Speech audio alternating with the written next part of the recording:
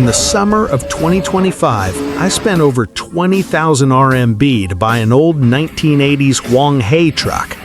Honestly, finding a Huanghei in this condition for that price felt like a total steal. I figured if I could restore it and rent it out to film crews, I'd make a fortune. The first thing on the agenda was getting the engine to fire up. Since I've never worked on a diesel engine before, my biggest fear was that there'd be something seriously wrong with it. I thought, maybe God is finally looking out for me. But then again, good luck rarely comes my way. I spent a whole day tinkering with it and it wouldn't even budge. Well, I chose this path and I'm the one doing the work, so I've just got to grit my teeth and push forward. It's time to tear this whole Huanghei apart for a full overhaul. Refurbishing a diesel engine is a first for me, so I'll have to consult my Manual of Secret Techniques. I believe as long as I put in the work and keep practicing my kung fu, there will be a moment of triumph. All right, friends, enough bragging. Let's pick up the pace and start tearing this thing down.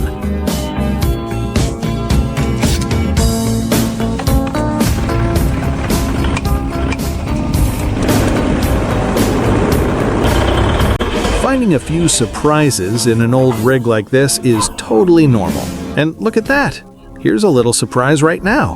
One of the fingers on the clutch pressure plate is snapped. No biggie though. I don't think it's a major issue. For one, we might be able to weld it. Two, there's a chance, well, maybe, probably, that I can still track down the spare parts. This little hiccup isn't going to slow us down. Let's keep at it and get back to stripping it down. Since this is my first time tackling a diesel engine, the original plan was to tear it down completely and give everything an ultrasonic cleaning. But man, this thing is just too filthy. It's so dirty you can barely get a grip on anything. So we're going to give it a preliminary wash first. To make the restoration easier, we're welding together a custom engine stand. This will make cleaning a breeze and save us a ton of hassle during reassembly. Friendly reminder, make sure to put on your safety goggles.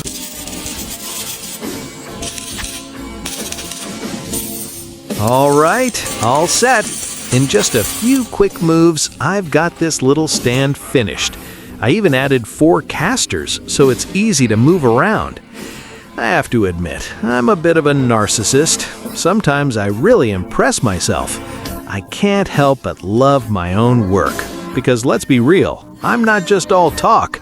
I've got the skills to back it up. Since I started restoring this old Huanghei, a lot of followers have messaged me asking, what's the point of fixing an old truck that can't even go on the road anymore? And you know what? You guys aren't wrong. But here's the thing. The paint might be peeling, but the spirit remains intact. This old Huanghei truck holds the youth of an entire generation of truckers.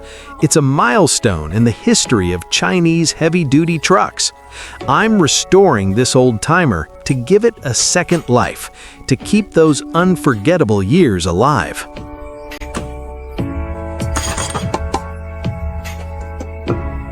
The cylinder head is off. Look at this. The valves are completely covered in carbon buildup.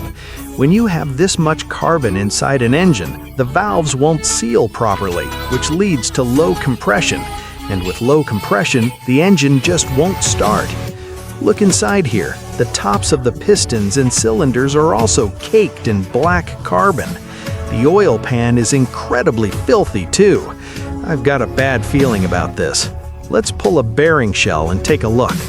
After wiping away the sludge, you can see faint signs of scoring. My God, looking at this now, I'm starting to realize this engine has a history. It's seen better days. Look at this. What exactly has this engine been through? Was it running on fake oil this whole time? These rod bearings are definitely shot. The wear and tear is severe. Finding a set of bearing shells for a 1980s Huanghei spinach flower, man, where am I even going to find those? The heavy carbon on the valves is likely why it wouldn't start. Diesel engines require high compression because they are compression ignition. When you restore cars, you're bound to run into all sorts of headaches and complicated issues. If the compression is too low, it just won't fire up. But as long as I stay focused and put in the effort, I know I can overcome these hurdles. All right, let's pick up the pace and keep stripping it down.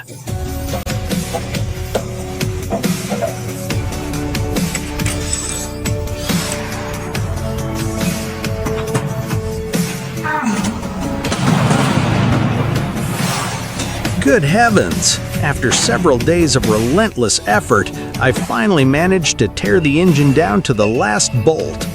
The inside of the block is pretty filthy, but on the bright side, the crankshaft and main bearings are in good shape. Even the wear on the cylinder liners is within an acceptable range. So the next step is to get this entire engine block cleaned up and looking like new.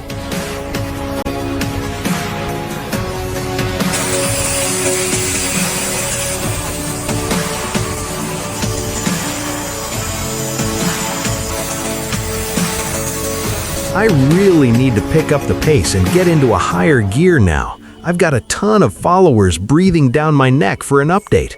So many of you drove or rode in this truck back in the day, so the anticipation to see it back in action is huge. It's honestly got me so hyped and excited, it's like I'm on an adrenaline high, working from dawn till dusk every single day. Since the pistons and internal components were absolutely filthy, I put the specialized cleaning equipment right to work. Just look at these results. It looks fantastic, doesn't it? This is the fruit of my labor over the last half month. Now it's time for reassembly. I'm lining up all the parts in perfect order to make sure I don't miss a step or put something in the wrong place. First order of business, getting the crankshaft seated.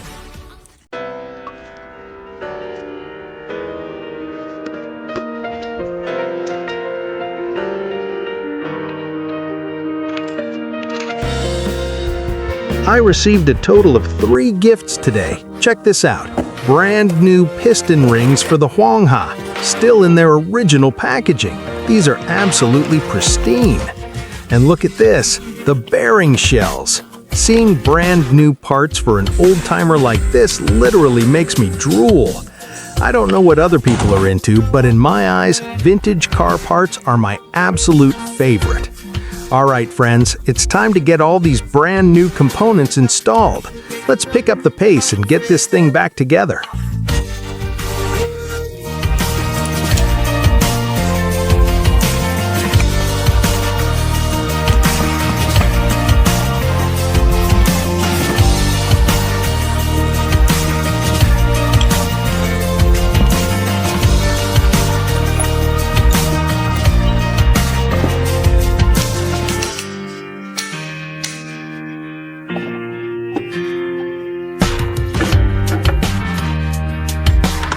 Before we wrap this up, let's get some fuel primed. No matter what happens in this final moment, let's just go for it.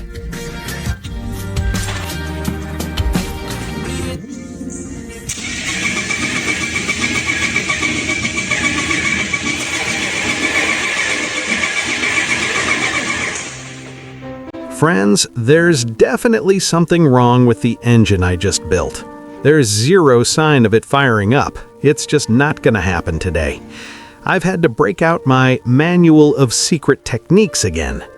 I'm skipping out on spending time with the wife tonight to deep dive into this engine and figure out exactly where the problem lies. After studying it for a while, I'm starting to wonder if it's related to the valves. So I've decided to adjust the valve lash and see if that's the culprit. The manual I found was given to me by Master Yu. It's the real deal, an original copy.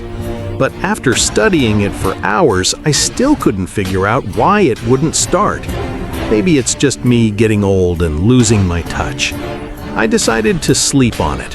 When I came back the next day, I noticed a fuel leak near the injection pump. If the fuel pressure is too low, the injectors won't fire and the engine won't start. So I spent a lot of time on the phone consulting with various masters, and we all reached the same conclusion. That's the problem right there.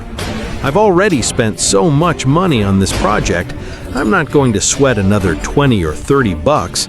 I just grabbed a brand new pump and swapped it in. As soon as I installed it and gave it a prime, hey, I could feel it. It's finally got some life in it.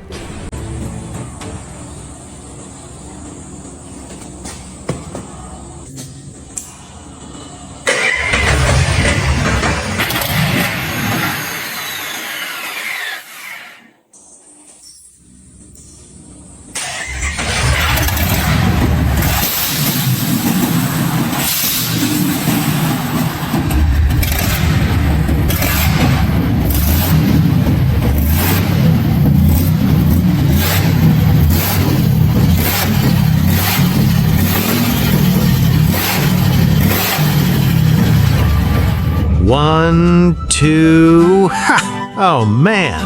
After more than 10 days of relentless effort, I finally got this 1980s Huangmu diesel engine fired up. I always try to snag a bargain, but let me tell you, the result of snagging a bargain is endless days of fixing old trucks. So here's a piece of advice for everyone watching. Don't just buy an old vehicle because it looks cheap or you think you're getting a steal. If you're not careful, you'll get trapped in a money pit, ending up just like me, wrenching from dawn till dusk. Next up, we're tackling the cab and the chassis. We're going to refurbish every single component. If I can fully restore this 80s Huanghu truck, renting it to film crews is guaranteed to make big bucks. Besides, restoring a classic domestic Huanghe holds special meaning. I've already restored a Jiefang, so finishing this Huanghe completes the legendary North-South duo. There's another major reason. Many of my followers drove, rode in, or worked with this truck back in their youth. You guys have a deep emotional connection to the Huanghe, and you want to see it restored to its factory-fresh glory.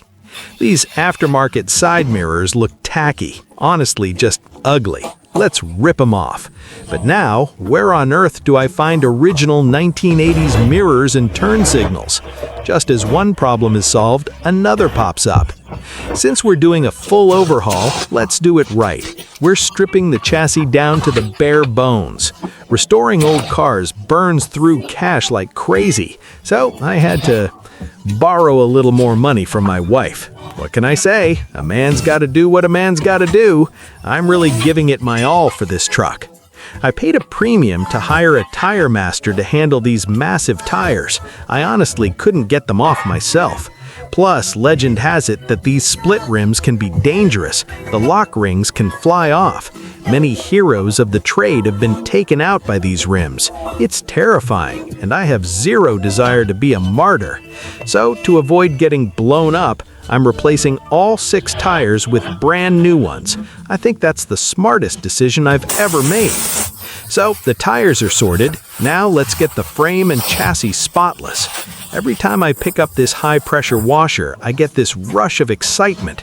Watching the high-pressure water blast against steel, stripping away layers of grime and old paint, it is just incredibly satisfying. The result is a total victory. All the surface dirt and grease are gone. But the end of one battle is just the beginning of another. We're going all in to clean the entire chassis frame. As for the cab, it's got rust spots, body filler, and old paint layers. After thinking it over, sandblasting is the way to go. It's the most efficient, convenient, and fastest method. Check this out. This is the result of a whole afternoon's grind. The sandblasting is done. Look at that. It's down to pure bare metal. All that old body filler and paint stripped away completely. The finish looks absolutely fantastic. Meanwhile, we haven't been slacking off on the other parts either. We went ahead and got the frame, chassis, and both front and rear axles freshly painted. Now we've reached the critical stage. It's time to start reassembling the chassis.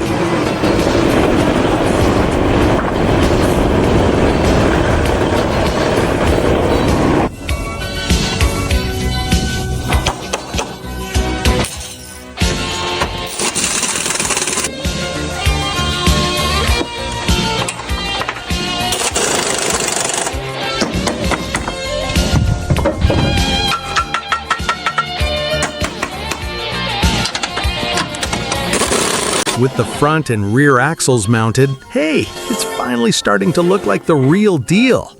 I have to say, I nailed the paint mix too. This dark red is an exact match for the original factory color. And now for the main event, dropping the engine back in. Ever since I started restoring this old Huanghe, I've received an incredible amount of support and attention from all of you. Your enthusiasm is exactly what fuels my unlimited motivation.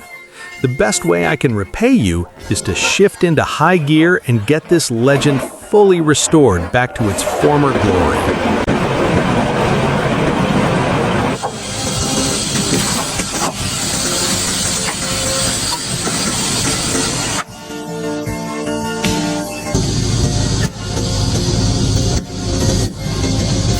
No holding back, let's do this. The chassis and engine are fully prepped and the cab exterior has been sandblasted. To keep you guys from waiting too long, I went ahead and sprayed the epoxy primer. Then I was forced to unleash my secret kung fu move, the 18 dragon subduing palms. Wham! With just one strike, the primer surfacer was done. Now, I'm no pro at mixing paint, but I gotta say, it's actually pretty simple. Pour in a bucket of blue, add a bucket of yellow, toss in some green and a splash of black. Boom! Easy money. Then I just take this gadget, which I honestly don't understand, give it a little stir, and we're good to go. I whispered to my assistant, Bald Eagle, "Hey, we could totally make a living mixing paint for people later on, right?" Oh, give it a rest. Get back to work. All those fans are waiting for an update. Stop stalling. Me, all right, I'm going. And just like that, I was snapped back to reality. As the saying goes, every trade has its master. Mixing paint looks easy, but there's actually a lot of hidden technique to it. You're right, no more daydreaming, let's get to work. After more than 10 days of non-stop grinding, the cab is finally painted. We stuck to the original color scheme and it looks spectacular. Now let's start the assembly. Let's go! Oh, look at that yellow. That is the one.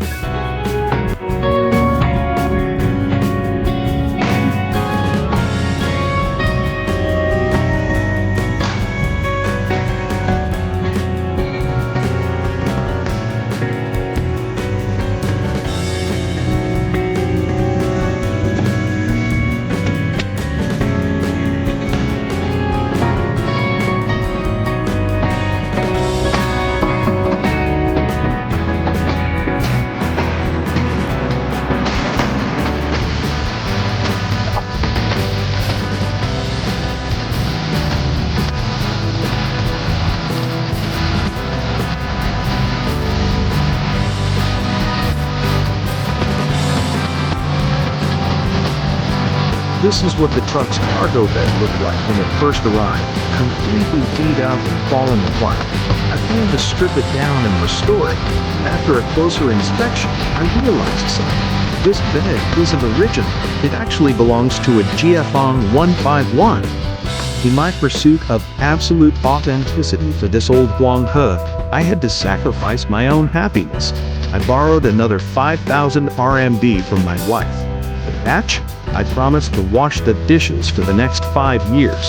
With that money, I commissioned a brand new cargo bed, custom made to the exact dimensions of the original. To restore this Huanghe to perfection, I decided to go all in, no holding back. This bed is tailor-made to my heavy-duty specs. I'm talking solid materials over 5 centimeters thick.